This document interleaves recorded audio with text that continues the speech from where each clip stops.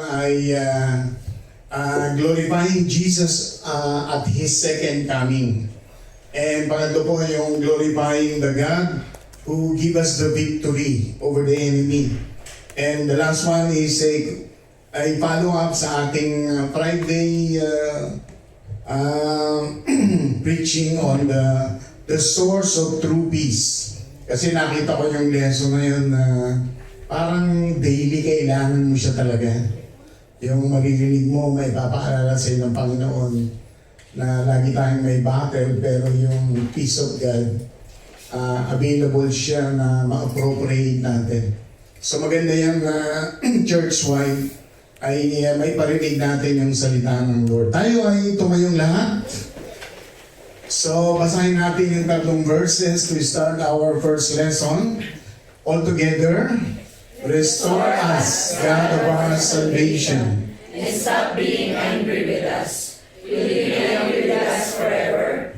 Will you prolong your anger from generation to generation? Will you restore our lives again so that your people will rejoice in you? Father God, we thank you, Lord, for your mighty presence. In the midst of your people, we submit our lives, we humble down ourselves. We ask forgiveness to cleanse our mind, our hearts, and our whole being, O God. Continue to make our hearts good ground, Lord, that when we hear your message, your word, it will be planted to us and it will be growing and it will become fruitful and will be part of our lives. Use us, Lord, as a channel of blessing, even to share these words. Teach these words, O God, according to your purpose and will. Lord, strengthen us today and cover this place with the blood of Jesus and even the rest of us. Thank you for each and everyone na dinala mo ngayon at maaaring darating pa na aming mga kapatid. Bigyan mo kami ng lakas at talino na galing sa iyo. Karunungan na nanggagaling sa Diyos na buhay. At gamitin mo lamang, Lord, ang iyong lingkod na ipahayag, magturo ng iyong mga salita na ikaw ang Diyos na maging dakilang teacher namin, Panginoon. We just entrust to you everything and we give back to you all the glory in the mighty name of Jesus Christ, our Lord. Amen and amen. Praise the Lord. You will be seated. So sa lesson natin dito po sa translation na to na nakita ko po yung salitang restore us, no? Restore us, the God of our salvation. Tapos sa pangatlo, verse 6, sabi rin, will you restore our lives again so that your people may rejoice in you. Many times we hear the word restoration. At pag inisip po natin yung restoration ay parang ikaw ay muling bubuuin, di ba? Parang gano'n. Ay babalik ka ng higit pa kaysa dati. Kaya pag tingnan mo yung Diyos natin, He is truly a God of restoration. Amen? Amen. At pag-uusapan natin lahat ng aspeto sa buhay. Kasi pwedeng na-restore tayo emotionally, pwede tayong na-restore spiritually, pwede rin tayong na-restore financially, no? At even in the last, of course, sa ating relationship. So sabay-sabay natin itong basahin sa ating introduction. Today, There is no shortage of self-help books and influencers promising to change our lives for a price. Even so, people today seem more troubled than ever. Our innermost being greater peace that only God can provide, and our work can accomplish succeeds in our lives.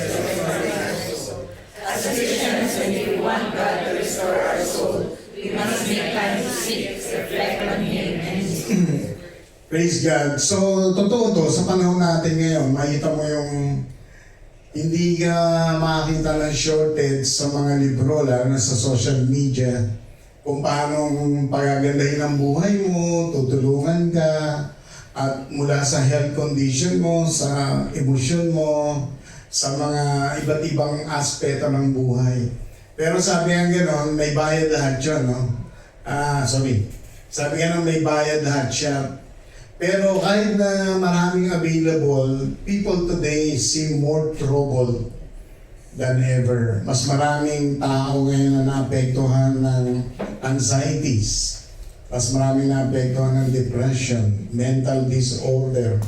Sabi ang gano'n sa US, ang mostly na kumikita, mga psychiatrist at psychologist. Dati sila yung hindi kilala. Pag nag-aaral ka ng medicine, siguro sabihin, wag yan, walang pasyente yan. Pero ngayon, baliktad. Yung maraming pasyente, yung mga psychologists, psychiatrists. Bakit? Kasi nga sa troubled world. Maraming naapektuhan from young age, maging mga nag-aaral from high school, adolescents and adults. Maraming biktima siya. So sa ating lesson, maganda po ito. Sabi nga, as Christians, if we want God to restore our soul, we must make time to seek, reflect on Him and His Word. Now, meron tayong icebreaker. What benefits can we share to others as Christians who have encountered the God of restoration? So, ano yung mga benepisyo, lalo po tayo ay mananampalataya, na may bahagi mo ito sa ibang tao, whether Christian na siya o hindi. Pero kasi na-encounter mo yung how God restore your life. No? Ano yung mga benefits na ito na pwede natin ma-share? Sino po yung gustong mauna?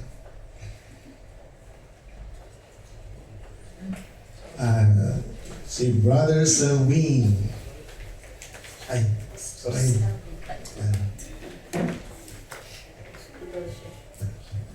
Hello po. Praises po. Para sa akin po, yung benepisyo po na may bibigay nito is yung kapakinabangan po na may hope po sa Panginoon. I just remember po a few years ago, like 10 years ago po, our family have experienced po yung isa sa pinaka-mahirap na sitwasyon ng aking pong kapatid ay nagkaroon ng mental problem and it almost taken his life. So, but God has made mysteriously yung recovery and restoration ng aking kapatid.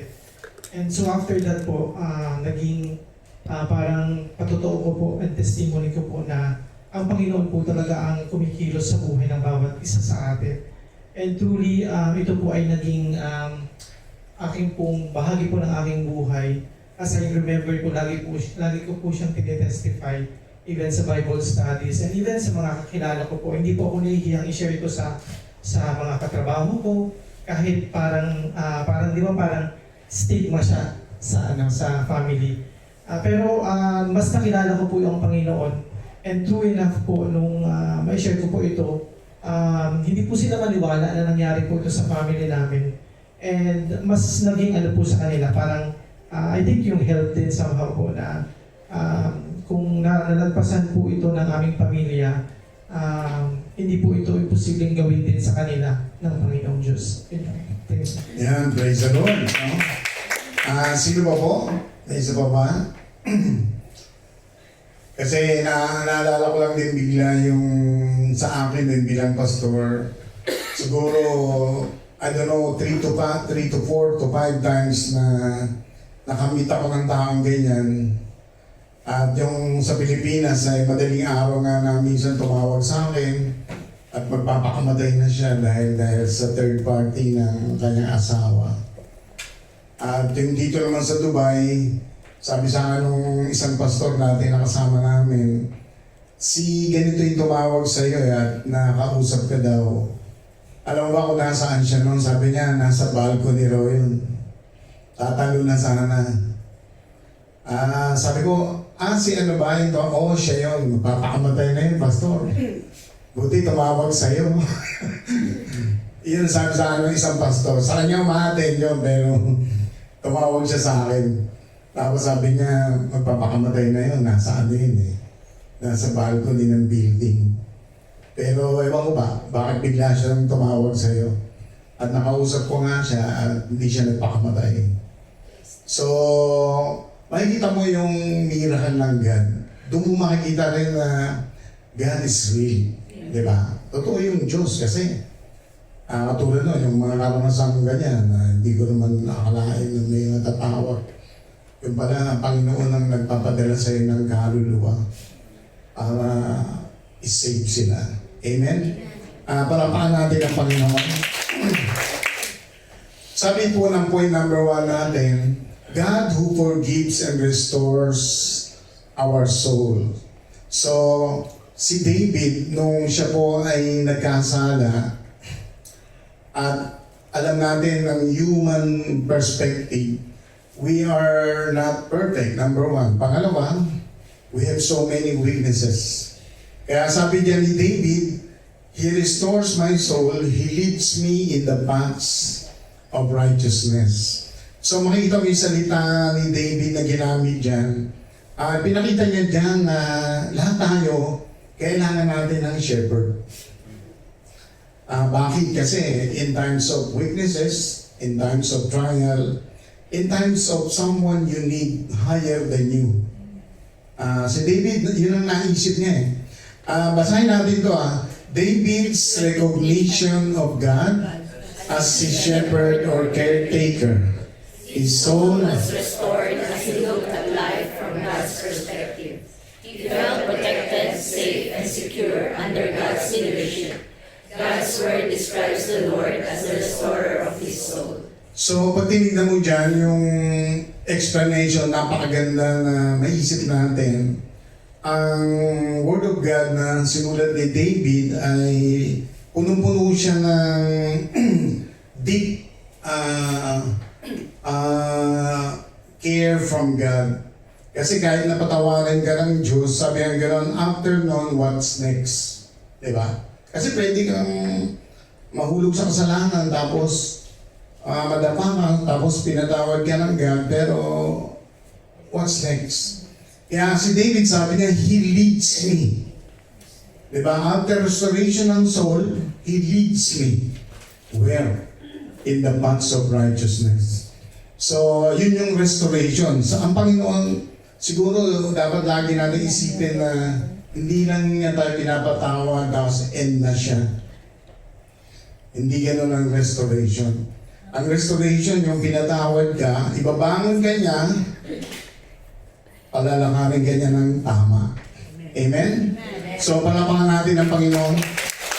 So, ano tayo magsimula doon, Sister Levi? And 2 Corinthians 4:16.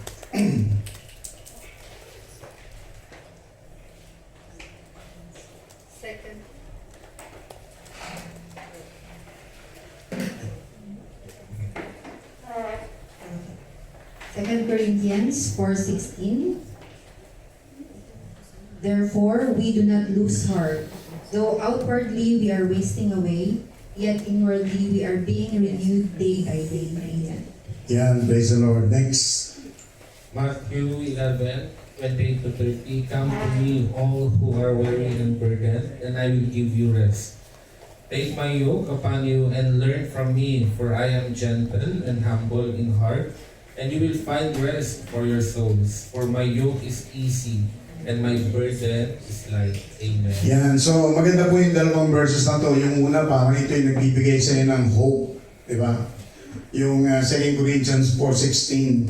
Pangalawa, ito yung sinasabi ng Panginoon na pag meron kang mabigat o kabigatan, you seek God, you come to the Lord, and you will find rest unto your souls. Yun po yung restoration ng soul natin na magbibigay sa atin ng kapahingan sa Panginoon.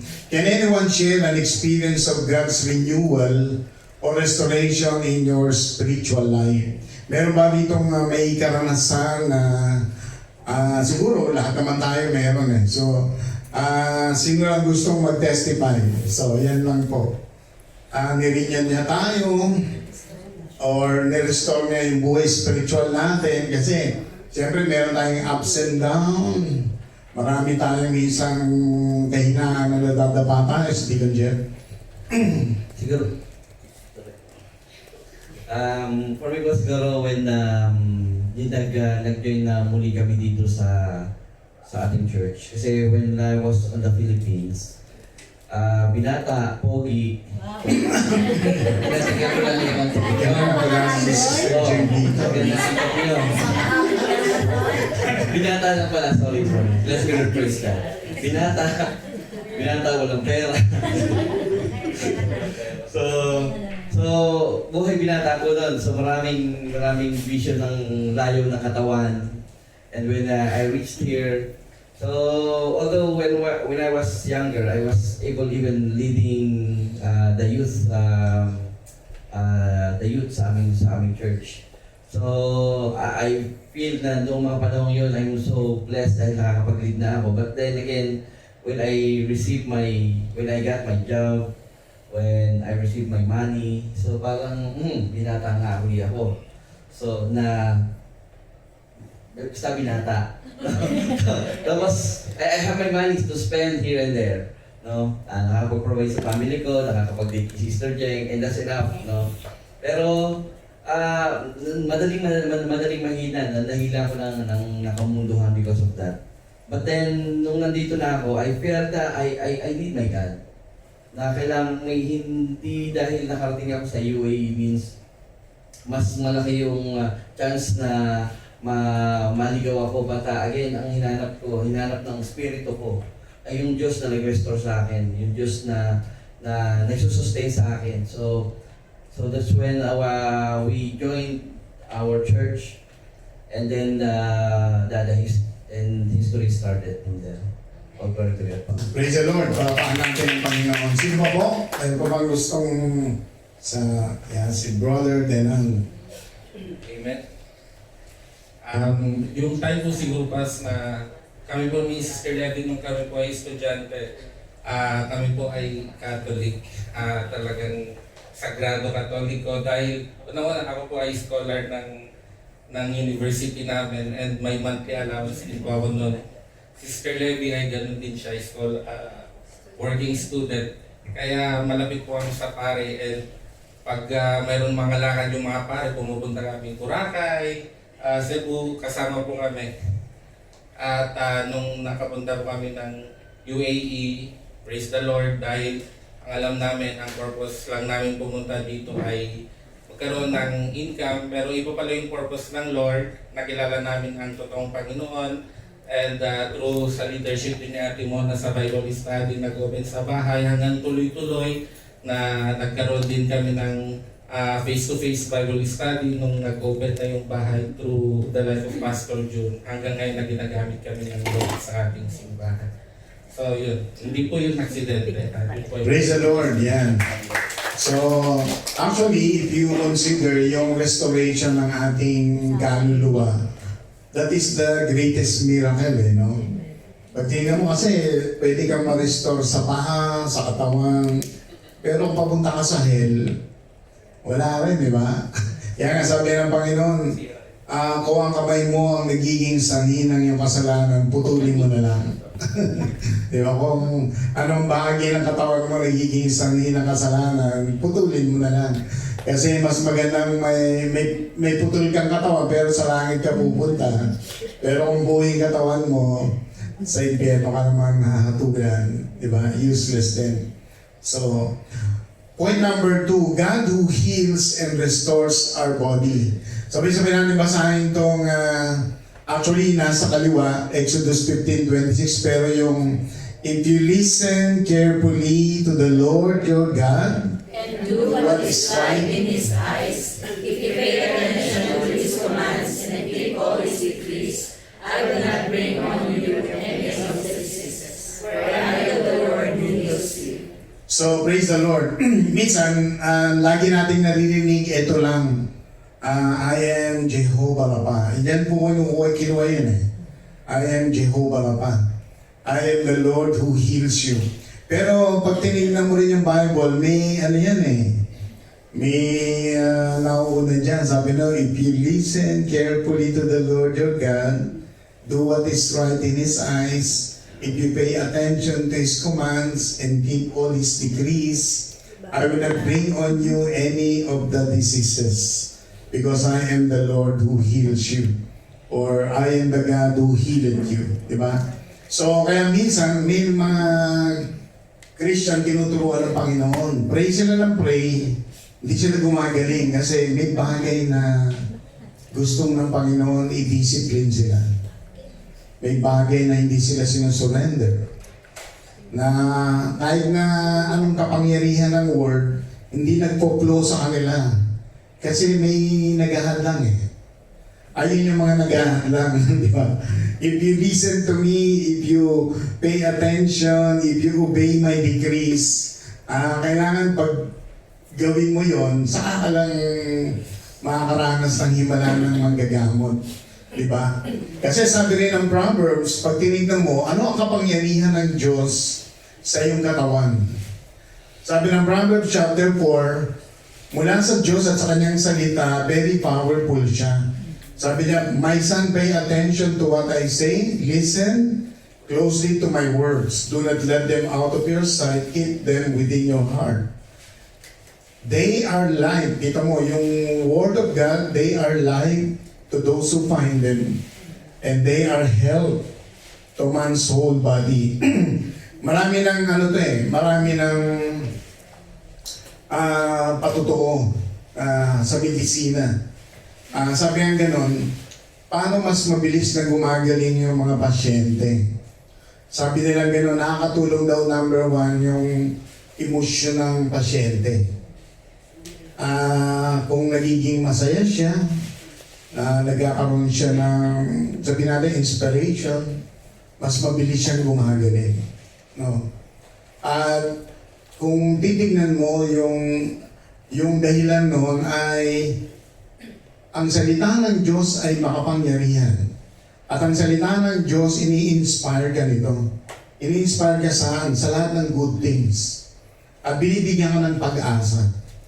So pag nagbabasa tayo lagi ng salita ng Diyos, lalo ka nagkakaroon ng pag-asa. So ibig sabihin, mas mabilis kang gagaling. Natutuwa ako kasi nung sa isang news, may neurosurgeon sa US. Doktor siya, no? Nag-o-opera siya sa utak. Nagpatotoo siya kasi napunta siya sa, sabihin na natin, sa gera. Ang dami niyang naoperahan dahil sa tama ng mga baril, biktima ng gera. Pero dumating sa buhay nila, mag-asawa, na napatay yung anak niya. Nung napatay yung anak niya, hindi niya matake. Sila mag-asawa, lalo sa kanya kasi lagi siyang nagliligtas kasi doktor siya. Tapos biglang namatay yung anak niya. So hindi niya matake. Nagkaroon siya ng depression. So yung mga lagi niyang naririnig sa pasyente, nangyari sa kanya. Nangyari sa kanya. Pero in short, ang nangyari, may nag-lead sa kanya sa Word of God. May nag-lead sa kanya.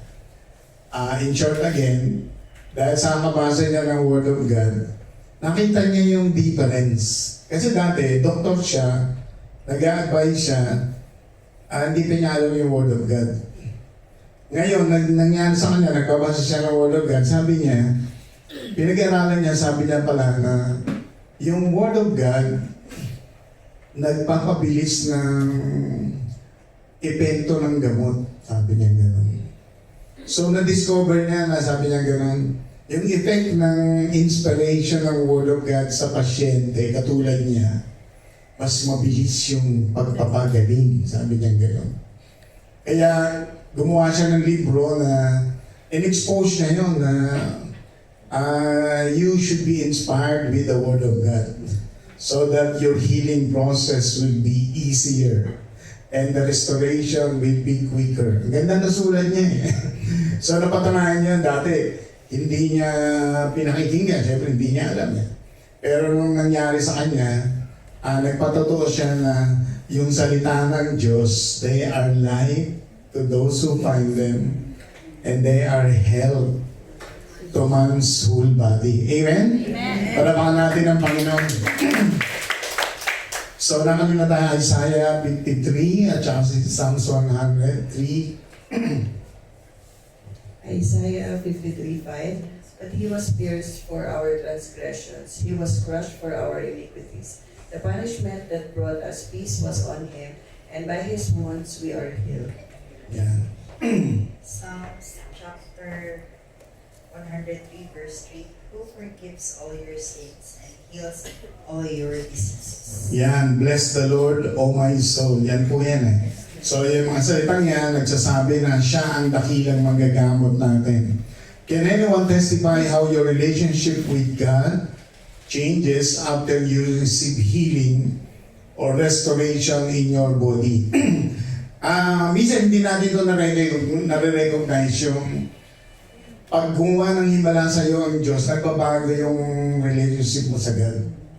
Diba? Minsan,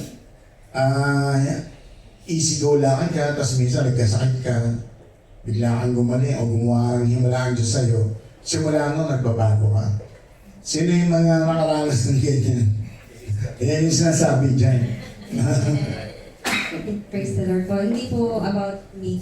Ito po ay tungkol kay Ate Ems. So we have witnessed, nung nagkasakit po siya, marami po siyang tanong. Isa sa pinaka-common na tanong kapag nagkakasakit, bakit ako? So yung confidence niya siya ay lumalakad sa katwiran ng Panginoon, nagsiserve siya sa Lord, nagpipray naman siya, hindi naman daw siya gumagawa ng kasalanan. Pero bakit siya nagkasakit ng ganong sakit? But the Lord give me wisdom. Ang sagot ko na sa kanya. Kasi ate, baka sabi ng Lord, lumalayo ka na sa akin, anak. So gusto ko lumapit ka sa akin kasi hindi mo na ako nakikita.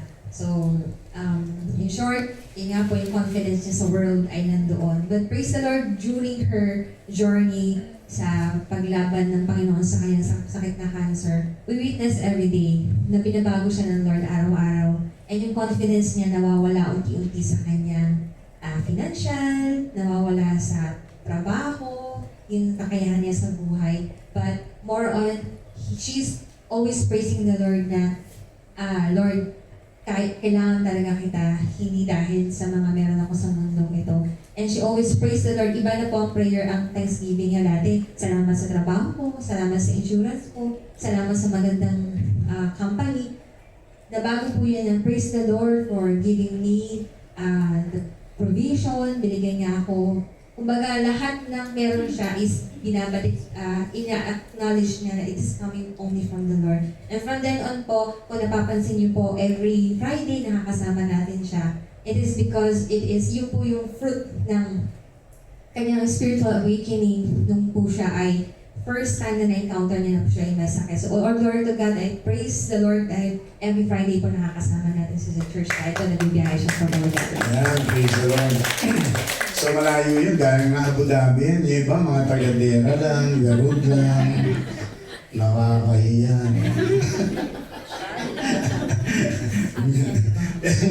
Mula Abu Dhabi, nagta-travel pa, di ba? So praise God. Yung sinasabing spiritual enlightenment, spiritual awakening, di ba? Na blessing ng Panginoon. Point number 3, God who restores financial blessings. So sabihin natin basahin to, Job 42 verse 10. Thereupon the Lord restored the spirit of Job, after he had prayed for his friends, and he enriched him twice as much as he had possessed before. Praise the Lord. So, pag tingnan natin yung story, siguro alam na natin to, si Job, dahil lumalakad siya ng matuwid, binibigyan siya ng covering ng Panginoon mula sa kanyang family at sa lahat ng kanyang resources, kaya ito ay sumagana. Yun lang ang dahilan. Pero sa chapter 1, sabi ganon, nagulat si Job, di ba? What God has given him, God took it away. Diba? So then Job arose and rent his mantle, shaved his head. Meron ba naka-shave ng head dito? Shave his head. And fell down on the ground and worshiped.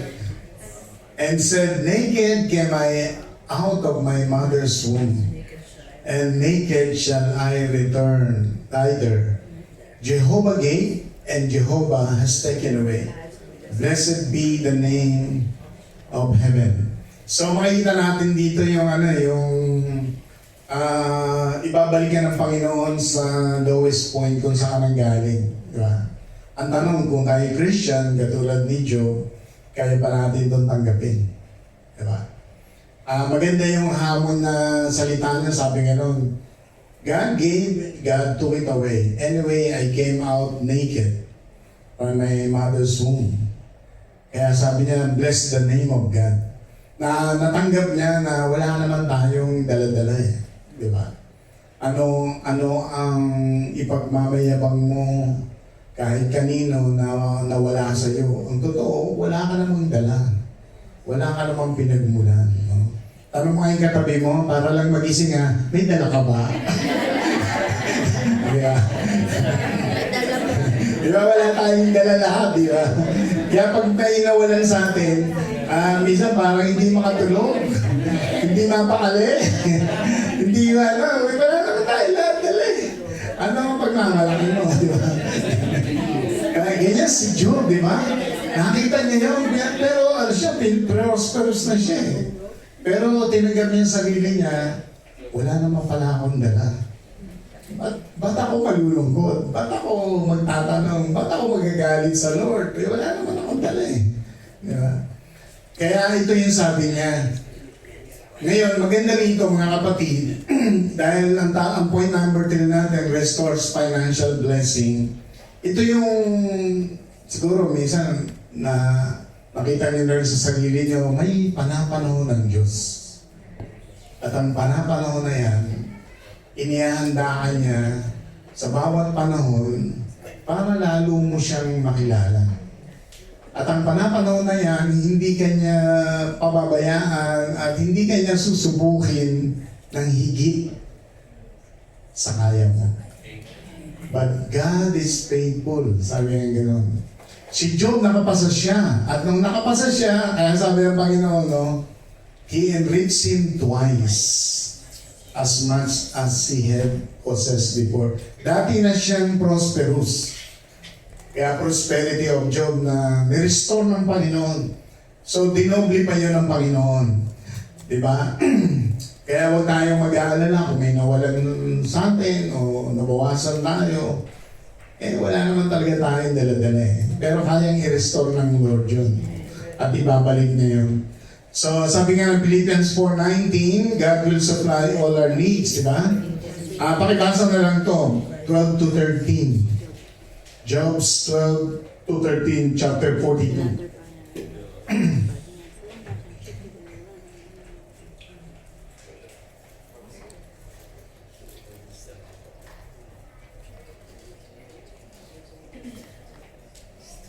Amen. And the Lord blessed the later part of Job's life more than the former part. He had 14,000 sheep, 6,000 camels, 1,000 yokes of oxen, and 1,000 of donkeys. 13, and he also had 7 sons and 3 daughters. Amen. Yan, praise the Lord. So, dinoble lahat ng Panginoon yung mga nawala sa Kanya. So, He is really a God of restoration. Ngayon, dito may tanong tayo. Briefly share how God restores your finances in one of the 3. So, mamili lang kayo kung gusto nyong sumagot. Paano ni-restore ng Panginoon yung finances mo? Number 1, binigyan ka ba ng better job? Pangalawa, pre-promote ka ba? Pangatlo, nakita mo sa resources mo, nagkaroon ka ng higher net. Ibig sabihin, nabawasan yung mga gastusin mo. Di ba? Kahit na same yung income mo, pero yung palabas, nabawasan. So yung net mo, nag-increase ka pa din. No? Wala rito si Brother Luke. Na parang narinig ko kanina, na-scam siya ng 1 million. Tatanay ko sana siya kung na-restore na siya.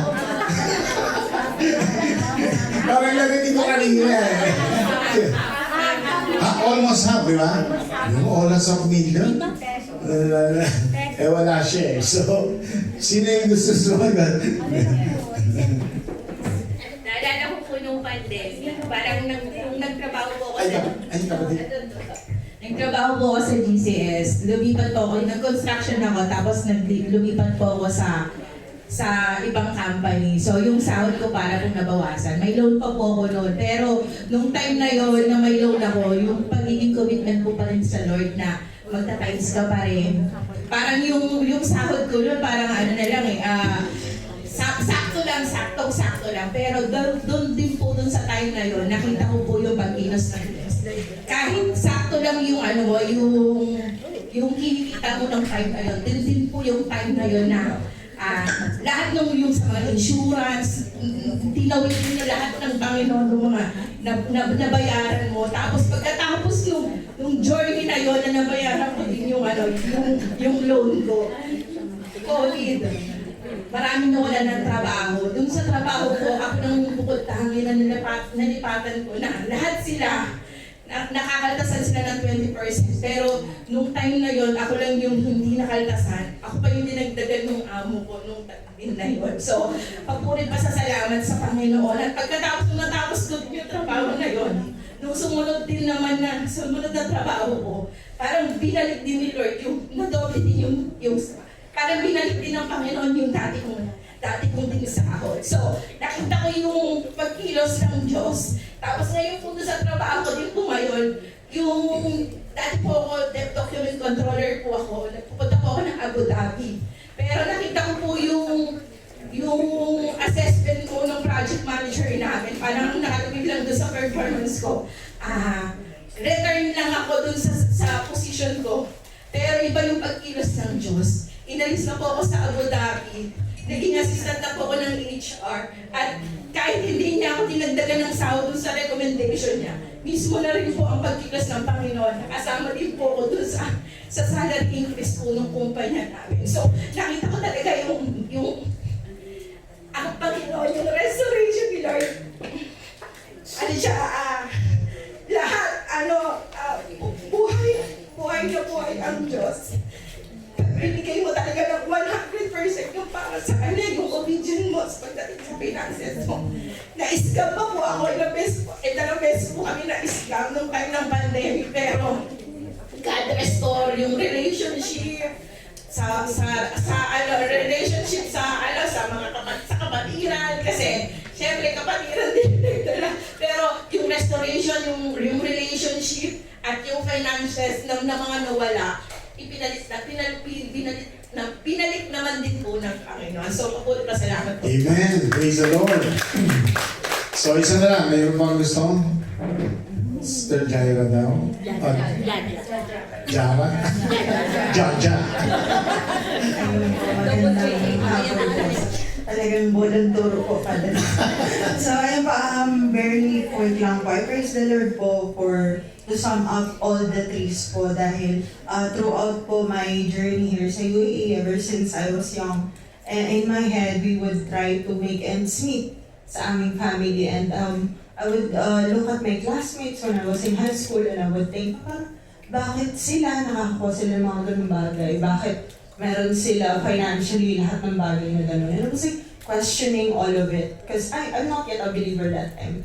But moving forward, I was able to hear the word of God, and like all throughout I was like, Lord, bakit sila may BlackBerry na may mga touchscreen phone pa? Ako parang, okay, parang susulat na lang ako sa namin ko, ganun.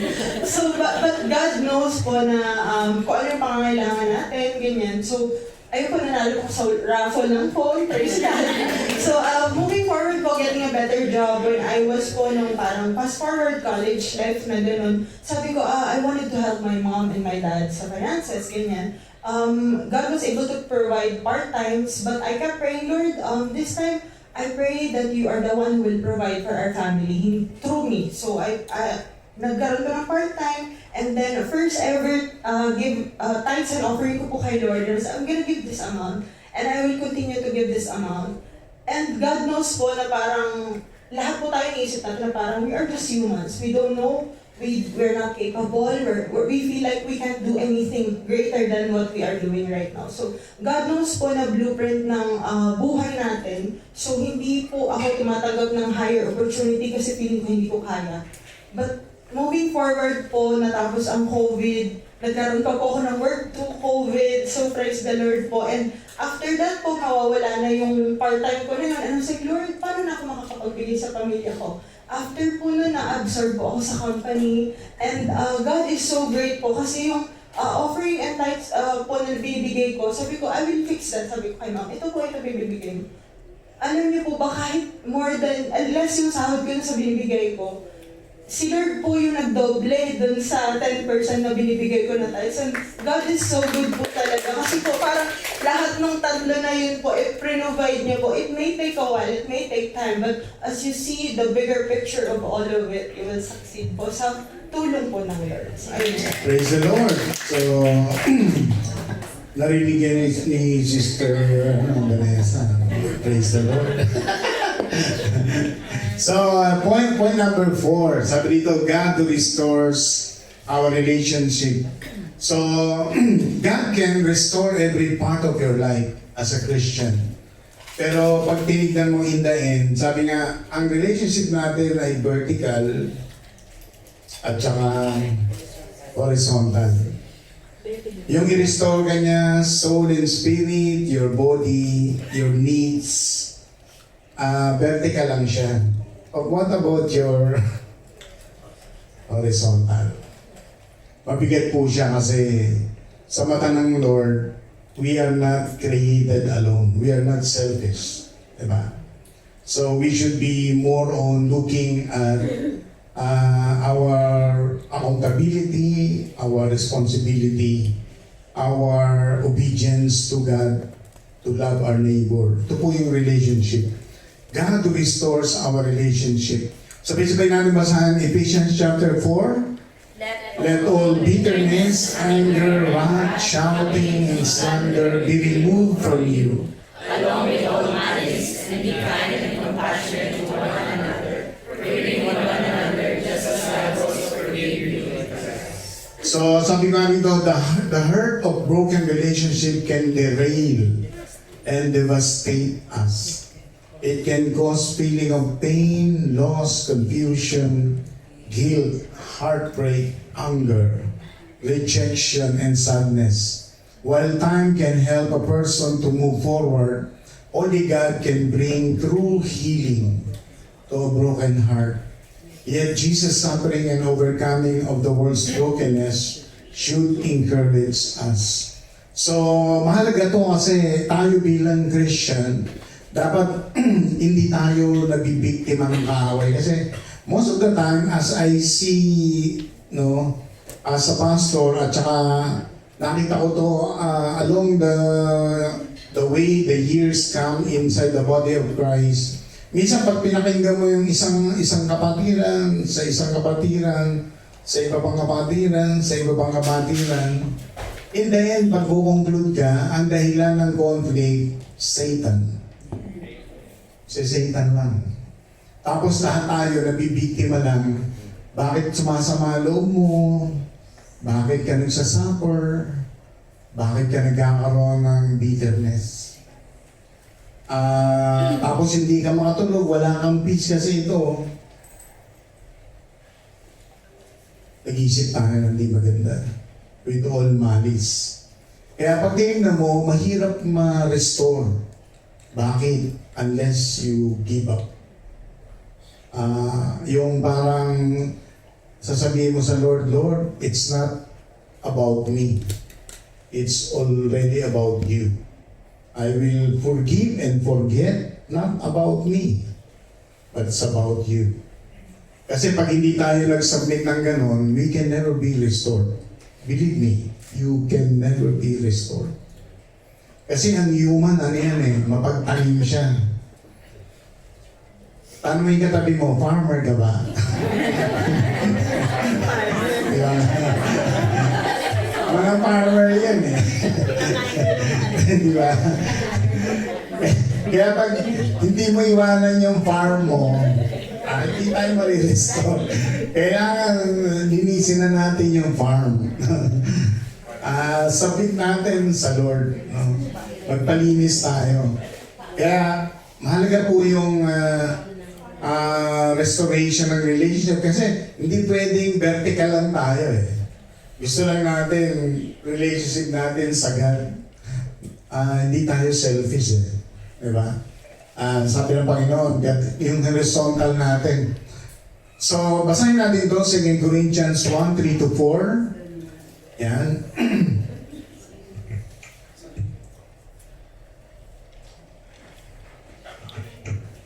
Hindi ko nakikinig.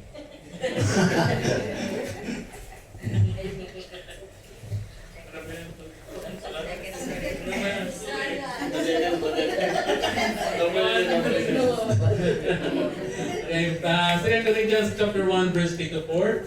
Blessed be the Lord and Father of our Lord Jesus Christ, the Messiah. He is our merciful Father and the God of all comfort, who comforts us in all our sufferings, so that we may be able to comfort others in all their suffering, as we ourselves are being comforted by God. Gusto ko munang alinin, alam niyo yung salita nga, nagulat din ako nang minsan nag-aaral ako niyan. Parang ano yung impression ng Lord, minsan akala ko bakit ka dumaan sa ganon, bakit kami naging kagalit, bakit may nag-open sa'yo, o bakit ka parang nagkakaroon ng conflict sa ibang kapatid. Pag binasa mo yung Word of God na yun, parang God permitted. Bakit? Sabi niya ganon, para gamitin mo ito, number 1, tumatag ka, at i-share mo to sa iba na maaaring dumadanas ng ganitong, sabihin na natin, cases sa kanilang spiritual life na maging blessing ka sa kanila. Kaya pag i-restore ka ng Panginoon, hayaan mo na ma-restore ka fully. Kasi magiging blessing ka sa ibang tao. Amen. Kasi i-share mo yun, kapatid, ano ba? Binasag ng Panginoon yung selfishness ko, yung anger ko, yung pagmamalaki ko, yung pride ko. Binasag yan ng Panginoon. Kaya ngayon pwede kitang share na matuto tayong magpatawad, matuto tayong tumanggap. Yun po yung verse na yun eh. No? Ano yung verse na to? Philippians 4. Philippians chapter 4, verse 6-7. Do not be anxious.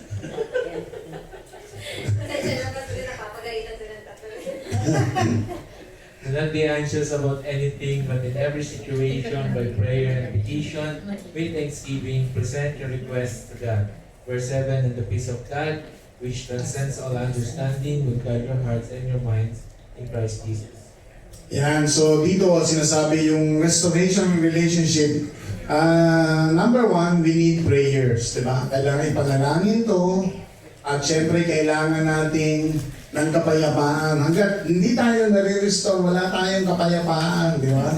Sa totoo lang. Palapakan natin ang Panginoon. So sabi dito, give some practical ways that can help heals the wound of broken relationship through God's promises of restoration. Ano yung mga practical na bagay na magpapagaling sa mga sugat ng nakaraan o sama ng Sister Vanessa, sasagot na siya. Nasugatan. Practical way po, number 1, ang una ko pong ginawa nung time na sobrang durug ako, lumayas po ako dun sa Pilipinas. Pumunta po ako dito sa Dubai. Yun po pala, katulad po ng sinasabi nyo na God will allow yung mga nangyari sa buhay mo. Kasi kung hindi po niya inalaw yun, hindi ko po makikilala talaga ang Lord. Kasi mag-i-stay ako sa Pilipinas na pagiging guro at tuloy-tuloy akong magtatrabaho doon kasi okay naman ako doon.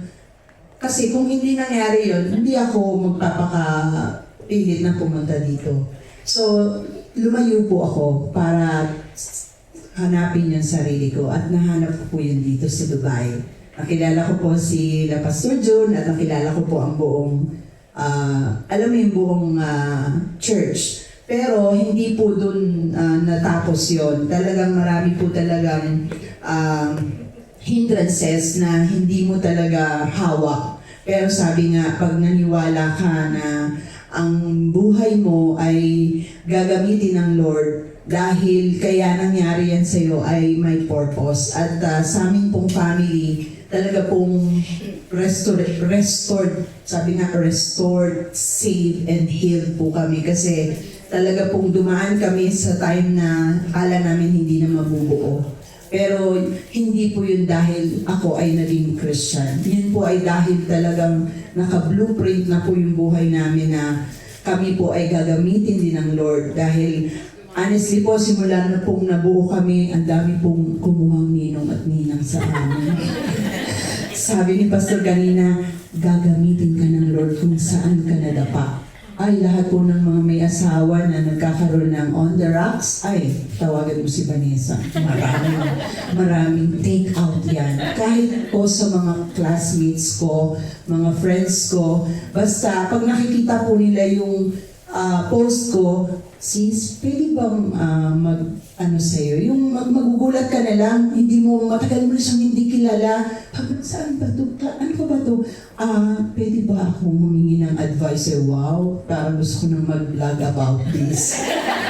So, alam niyo po talaga pong yung pong buhay namin ay naging daanan ng pagpapala dahil inalaw ng Panginoon, dahil God will use you, yung buhay mo at yung buhay ng pamilya mo para ma-lift yung glory ng Lord, hindi yung glory mo, yung glory ng Panginoon. Kaya po ngayon, libre po yung yung advices ko galing sa Lord. Kaya yung mga gusto magpakasal, okay lang naman kahit kunin nyo kami. Praise the Lord. Yan, parang magpakailanman ang nagmamahal, Vanessa. Ay,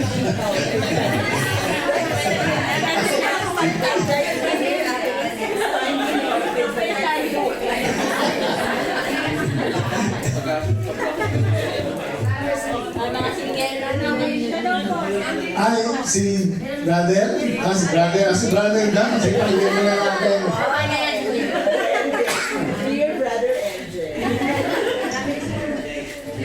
Alam po, good afternoon po sila.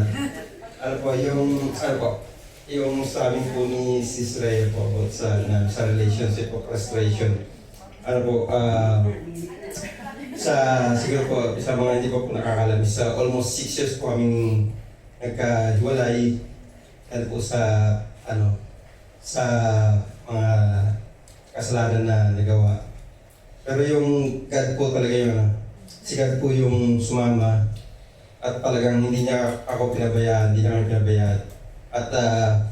At itinuro niya po talaga yung daan niya na patungo sa Kanya.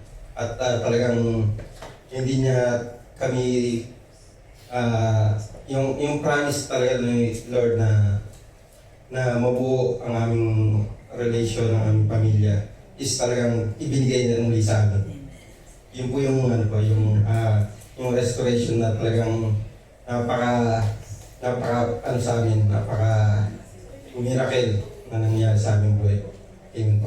Yun, praise the Lord. Tama natin ang Panginoon. So, ang isang magandang bagay din, siguro pareho yung napakinggan natin. Dahil mga asawa yung nila, di ba? Sa mag-asawa kasi, ang isang practical way na pwede nating diretsuhin yung mag-asawa. Kasi pag merong point of separation or divorce na tinatawag, ang isang tanong lang dyan ay i-give up mo ba yung asawa mo? O yung mahal mo? Kasi pag may isa dyan na nagkaroon ng pride, na sabihin niya, hindi, nasaktan ako eh. At hindi ko na siya kayang patawarin. I-give up niya, ibig sabihin. Pwede siyang umiwalay. Pero yung kabila, ang tanong, i-give up mo rin ba ang asawa mo? Pag ang isa sa kanila ay hindi i-give up, mabubuo ba yan? Basta may isa na hindi siya gigiba, hindi, paglalaban ko yung mahal ko. Kahit ano mangyari, paglalaban ko siya. Pag may gano'n. So, gano'n yun, gano'n talaga yun. Pag may isang maghintay at handa siyang magpatawad, tanggapin, pagbigyan ng isa pang pagkakataon, hindi imposible sa Lord yun. At mabubuhay kahit na ilang taon pa yan. No? Pero pag inatake ng pride yun, pareho sila. At pumasok yung kaaway, wala na. Kaya ganun. Kaya mahalaga po yun, yung will you give up, di ba? Your loved one, sabihin na natin, your husband or your wife. Pag hindi mo i-give up yan, Panginoon ang gagawa ng way. Hindi mo alam kung kailan, pero kayang gawin ng Panginoon yan. Kaya niyang i-restore yan. Kaya niyang hipuin yan. Diba? Kaya tingnan mo si Brother Romel ngayon, grabe ang sunod niya. Ano ba rin ito? Parang hindi napapagod. Si Brother Romel, grabe, no? Hindi napapagod yun. Kaya doon niya, sister, matulog ka na lang ako ng araw. Huwag ka lang din ako maglinis. Talagang grabe. Grabe yung restoration, di ba? Ayoko nang magitin si Brother MJ. Hindi kaya. Hindi naman nagluluto So, sabi nga dito sa conclusion natin, Jesus' resurrection is the key to restoration. Lahat ng pinag-usapan natin, restoration for our soul, spirit, body, even material and financial blessing. Hindi po ito mangyayari kung hindi na-resurrect si Jesus Christ. Kasi yung key ng faith natin is after the victory of Jesus Christ. Kaya, sabi-sabi natin kung basahin 1 Corinthians 15, thanks be to God. Ayan po yung 1 Corinthians 15, yung resurrection of Christ yan. God promised restoration and redemption to His people. The bodily resurrection of Jesus demonstrates that God fulfills His promises and that death does not have the final word. The bodily resurrection serves as the basis for Christian faith. The Apostle Paul noted, and if Christ has not been raised, then our preaching is in vain and your faith is in vain. So, yun po yung totoo.